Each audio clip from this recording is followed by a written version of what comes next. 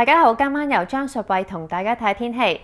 一股乾燥嘅冬季季候風為華南帶嚟普遍晴朗嘅天氣。本港今日大致天晴，不過部分地區有煙霞。中午嘅市區氣溫大約係17至到20度。唔知聽日嘅天氣又係點呢？一齊睇下叮當預測。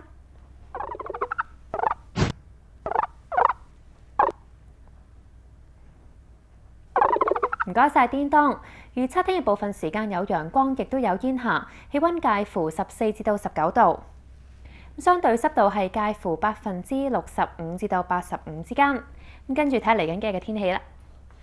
展望隨後幾日氣溫都係差唔多，介乎14至到18度。不過星期4開始會有幾陣雨，而週末期間亦都會落雨。跟住係華南地區嘅天氣。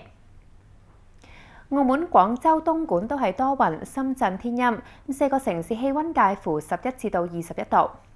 另外4個華南城市天氣方面，4個城市都係多雲㗎。韶關最凍，最低氣溫得7度。最後睇埋4個主要城市啊。